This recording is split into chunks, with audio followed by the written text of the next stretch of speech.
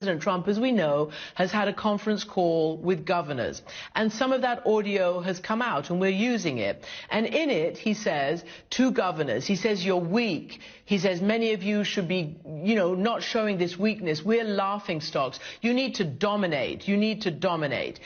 I want to ask you not to, if you don't want to, comment on the President of the United States, but is the right direction for police today in this environment to go out and dominate and to show that they're quote unquote not weak? What should the police be doing now to calm this terrible situation?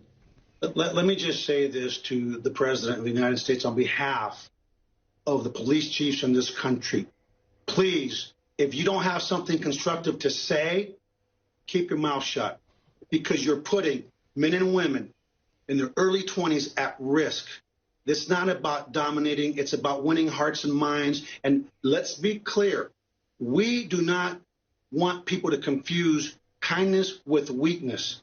But we don't want ignorance to ruin what we've got here in Houston. And speaking for my colleagues across the country, where their officers are being injured, community members are being injured, if you don't have something to say, like Forrest Gump, then don't say it, because that's the basic tenets of leadership, and we need leadership now more than ever. And it hurts me to no end, because whether we vote for someone, we don't vote for someone, it's still our president. But it's time to be presidential and not try to be like you're on The Apprentice. This is not Hollywood. This is real life, and real lives are at risk. And I ask the American people to please join with the police, stand together. Let's shift this to where it needs to be, to the voting booth. Pay attention to the hearts and of the people that we elect. And the reason this stuff happens is because too many people right now in this country that are throwing bricks and damaging property never bother to vote.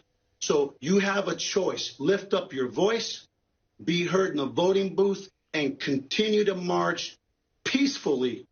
So the focus remains on bad policing, criminal policing. And let's be real honest, this is not just about policing.